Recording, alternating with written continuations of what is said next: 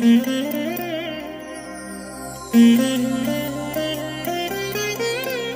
దినం పరము నుండి దిగివచ్చు మాట. ఇది నీ జీవితానికి వెలుగుల బాట.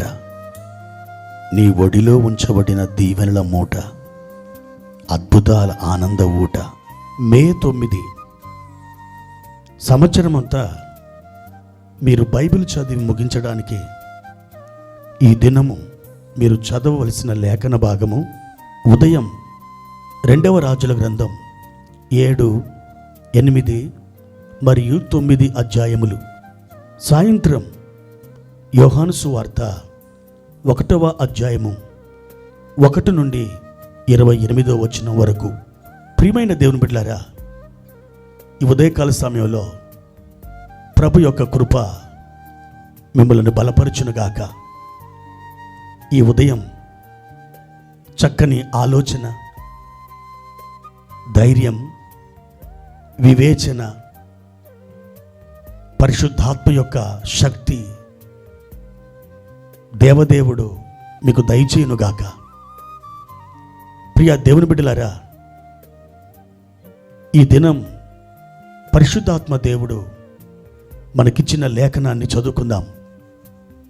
హోషేయ గ్రంథం 4వ అధ్యాయము 6వ వచనం. నా జనులు జ్ఞానము లేని వారై నశించుచున్నారు. దేవుని యొక్క ప్రజలు నశించిపోవడానికి గల అనేకమైన కారణాలలో దేవాది దేవుడు బలమైన కారణం, ప్రప్రథమమైనటువంటి కారణం పరిశుద్ధ లేఖనములలో నుండి ఆయన మనకు చూపిస్తున్నాడు. ఎప్పుడైనా మీరు ఈ వాక్యాన్ని చదివారా? ఎప్పుడైనా ఈ వాక్యాన్ని గురించి మీరు ఆలోచన చేశారా? దేవుడు అంటున్నాడు కదా, నా జనులు జ్ఞానము లేని వారై నశించుచున్నారు. డబ్బు లేని వారై కాదు, బలము లేని వారై కాదు, బంధువులు లేనివారై కాదు, పరపతి లేనివారై కాదు. మరి ఏమీ లేక తన జనులు నశించిపోతున్నారని దేవుడు బాధపడుతున్నాడు. జ్ఞానము లేక నా జనులు పాడైపోతున్నారని దేవుడు బాధపడుతున్నాడు. ప్రియమైన దేవుని బిడ్డలారా, నిన్నటి దినాన కూడా జ్ఞానాన్ని గురించి మనం ధ్యానం చేసుకున్నాం. ఇప్పుడు అదే జ్ఞానాన్ని గురించి మరొక కోణంలో పరిశుద్ధాత్మ దేవుడు మనతో మాట్లాడుతున్నాడు. జ్ఞానం అది ప్రధానమైనది, యుద్ధాయుధముల కంటే అది శ్రేష్టమైనది. ఒక వ్యక్తి పాడవకుండా, నశించిపోకుండా ఉండాలంటే అతడికి అవశ్యంగా కావలసింది జ్ఞానము.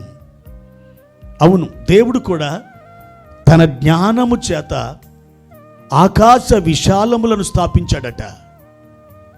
నీ కుటుంబం సరిగ్గా కట్టబడాలన్నా, సంఘం దైవ ఉపదేశములో ఎదిగి వర్ధిల్లాలన్నా, వచ్చినటువంటి సమస్యలు వాటిని అద్భుతంగా పరిష్కరించాలన్నా, అనేక మంది వ్యక్తుల జీవితంలో వచ్చినటువంటి సమస్యల్ని మీరు ఇట్టే పరిష్కరించాలన్నా జ్ఞానమే ప్రధానం. ఈ జ్ఞానాన్ని మనం అంత తేలికగా మనం తీసి పారవేయడానికి వీల్లేదు. దేవుడు ఒకనొక రాత్రి సొలొమోను దగ్గరకు వచ్చి అడిగాడు, నేను నీకు ఏమి ఇచ్చుట నీకు ఇష్టమో నన్ను అడుగు. అప్పుడు సొలొమోను వెండి కోరాడా, బంగారం కోరాడా, బలాన్ని కోరాడా, శత్రువుల ప్రాణాన్ని కోరాడా? అతడు ఏం కోరుకున్నాడు? జ్ఞానాన్ని కోరుకున్నాడు.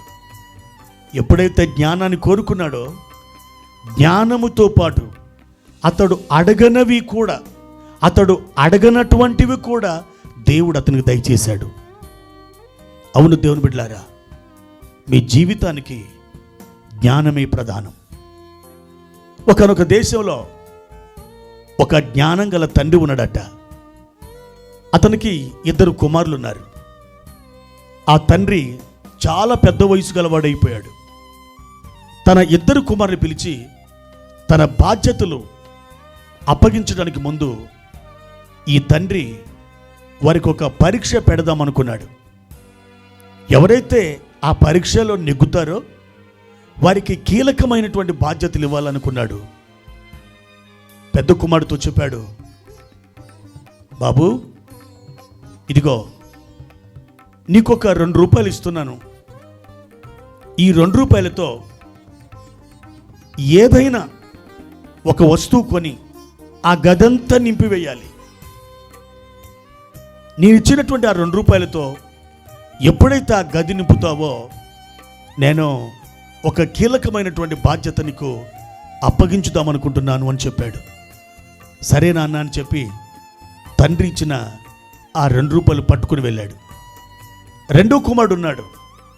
అతడు కూడా, బాబు ఇదిగో ఈ 2 రూపాయలు తీసుకో, నీవు నీ గదిని ఈ 2 రూపాయల చేత నింపివేయాలి. నీవు దేనిని కొంటావో దేనిని తీసుకొస్తావో అది నీ ఇష్టం, కానీ నీ 2 రూపాయల చేత ఈ గదంతా నింపివేయాలి. సరేనా అని చెప్పి ఆ 2 రూపాయలు తీసుకుని వెళ్ళాడు. ప్రియమైన దేవుని బిడ్డలారా, పెద్దవాడు, నాన్న నువ్విచ్చిన 2 రూపాయలతో గదంతా నింపివేశానన్నాడు. సరే బాబు, ఎలా నింపివేసావో నేను చూస్తానని ఆయన వచ్చి చూశాడు.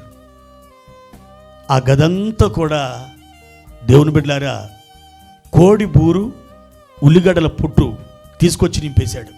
చూడు నాన్న, నీ 2 రూపాయలతో నింపేశాను చూడు అని అన్నాడు. ఆ చిన్నవాడు కూడా వచ్చి, నాన్న నీవిచ్చినటువంటి 2 రూపాయలతో నేను కూడా గదిని నింపేశాను చూడు అన్నాడు. ఏది బాబు చూద్దామని చెప్పి ఆ తండ్రి వచ్చాడు. ఆ చిన్నవాడు తన గదిలోకి తీసుకుని వెళ్ళాడు. ఆ చిన్నవాడు ఆ 2 రూపాయలతో ఒక క్రొవ్వొత్తిని తెచ్చాడు. ఆ క్రొవ్వొత్తిని వెలిగించాడు. నాన్న ఈ వెలుగు చేత ఈ గదంతా నిండిపోయింది చూడన్నాడు. అవును దేవుని బిడ్డలారా, చిన్నవాని యొక్క జ్ఞానాన్ని మెచ్చుకున్న తండ్రి ఆ 2 రూపాయల క్రొవ్వొత్తి చేత ఆ గదంతా కూడా వెలుగుతో నింపేశాడు అని సంబరపడిన ఆ తండ్రి ఆ చిన్న కుమారుడికి కీలకమైన బాధ్యతలు అప్పగించాడు. అవును దేవుని బిడ్డలారా, జ్ఞానం చాలా ప్రాముఖ్యమైంది. దేవుడు అద్భుతమైన బాధ్యతలు మనకు అనుగ్రహించాలంటే, దేవుడు తలాంతులు ఇవ్వాలంటే మనం జ్ఞానముతో పని చేయవలసినది, జ్ఞానముతో ముందుకెళ్ళవలసినది. నువ్వు పనిచేసే ఆఫీసులో నీ పైన ఉన్నటువంటి ఆ బాస్ నిన్ను భేష్ అని మెచ్చుకోవాలంటే జ్ఞానం కలిగి నువ్వు ముందుకెళ్ళాలి. నీ సంఘంలో జ్ఞానం కలిగి నువ్వు పనిచేయాలి. జ్ఞానం కలిగి దైవజనుడా పరిచర్య జరిగించాలి. జ్ఞానం కలిగి ఒక ఇంజనీర్ కట్టడం పనిని చేయాలి. జ్ఞానం కలిగి ఒక మేస్త్రి తన కార్యాన్ని నిర్వహించాలి. ఈ విధంగా ఆయా వృత్తులలో ఉన్నటువంటి వారు దైవ జ్ఞానాన్ని పొంది ముందుకెళ్ళినట్లయితే లోకం ఆ జ్ఞానాన్ని చూసి మురిసిపోవడమే కాదు, దేవుణ్ణి నిన్ను బట్టి మహిమపరుస్తుంది. అట్టి కృప దేవుడు నీకు దయచేయునుగాక. ప్రార్థన. ప్రియమైన తండ్రి, మీ ఘనమైన నామానికి వందనాలు. మా దేవా, మీ జ్ఞానముతో మమ్మల్ని నింపండి. నా జనులు జ్ఞానము లేని వారై నశించిపోవచ్చున్నారని మీరు బాధపడుతూ ఉన్నారు. మా తండ్రి, అనేక పర్యాయములు జ్ఞానము లేక శోధనలో పడిపోతున్నాం. జ్ఞానము లేక అనేక పరిస్థితులలో చిక్కుబడిపోతున్నాం. జ్ఞానం లేక ఓడిపోతున్నాం. జ్ఞానము లేక కుటుంబంలో అసమాధానం కొని తెచ్చుకుంటున్నాం.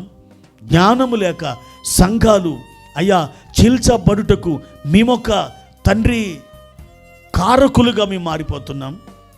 మా దేవా, మీ జ్ఞానముతో మమ్మల్ని నింపండి. మీ జ్ఞానాత్మతో నింపండి. జ్ఞాన వివేకములు కలిగిన వరమును మాకు దయచేయండి.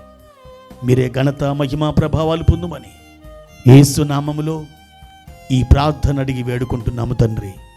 ఆమెన్.